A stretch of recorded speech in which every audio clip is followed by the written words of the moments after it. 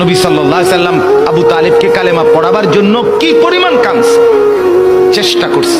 শেষ মুহূর্তে বলছে, চাচা চাচা কালেমাটা পড়েন না চাচা।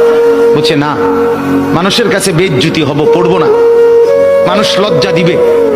আল্লাহ নবী সাল্লাল্লাহু আলাইহি সাল্লাম বলছে, কানে কানে বলেন, আমি কাউকে শোনাবো না, আমি শুধু হাসরের মাঠে বলবো, মৃত্যু পর্যন্ত চাচা ওয়াদা দিলাম জগৎবাসীকে শোনাবো না আপনি ঈমান আনছিলেন, কানে কানে কন। আবু তালেব বলছে না, কানে কানেও বলবো না। এবার নবী বলে চোখের পানি ফেলতে ফেলতে, চাচা এমনও কইতেন না তো, ঠিক আছে চাচা আমি কালেমাটা পড়ি, আপনি শুধু ঠোঁটটা নাড়েন,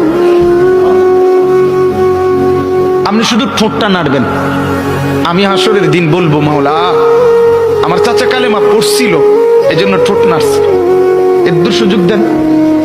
চাচা বলছে না না না, আমি ঠোঁটও নাড়বো না। আল্লাহ নবী তখন অঝরে কাঁদতেছিলেন আর চোখের পানি ফেলে বললেন, চাচা আপনি জাহান্নামের আগুনে জ্বলবেন, আমি সইব কেমন? আবু তালেব নাফরমান তখন কি বলছে জানেন? আন্নারু খায়রুম মিনাল আর। মুহাম্মদ, মানুষের কাছে লজ্জা পাওয়ার চাইতে আগুনে জ্বলা অনেক ভালো।